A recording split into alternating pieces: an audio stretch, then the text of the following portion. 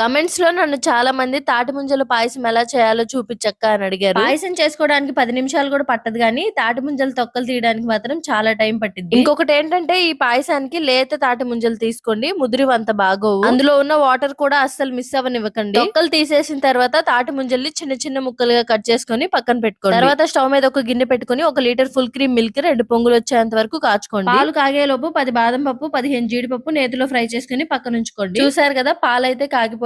ఇప్పుడు ఇందులో 3 table spoon sugar, బాదం డ్రింక్ మిక్స్ ఉంటుంది కదా, అది ఒక 1 టేబుల్ స్పూన్, 4 ఇలాచి వేసుకుని బాగా కలుపుకోండి. ఇప్పుడు ఇంకా స్టవ్ ఆఫ్ చేసుకుని పాలు పూర్తిగా చల్లారిన తర్వాత ఇందులో మనం ముందుగా కట్ చేసి పెట్టుకున్న తాటి ముంజ ముక్కలు, అలాగే డ్రై ఫ్రూట్స్ కూడా చిన్న చిన్న ముక్కలుగా కట్ చేసి వేసుకోండి. అంతేనండి, తాటి ముంజల పాయసం రెడీ అయిపోయినట్టే. ఈ పాయసాన్ని డీప్ లో కాకుండా నార్మల్ ఫ్రిడ్జ్ లో 5 to 6 అవర్స్ ఉంచుకొని సర్వ్ చేసేసుకోవడం. టేస్ట్ మాత్రం చాలా బాగుంటుంది. తప్పకుండా ట్రై చేసి మీకు ఎలా కుదిరిందో నాకు కమెంట్ సెక్షన్ లో కమెంట్ చేయండి. వీడియో నచ్చితే ప్లీజ్ సబ్స్క్రైబ్.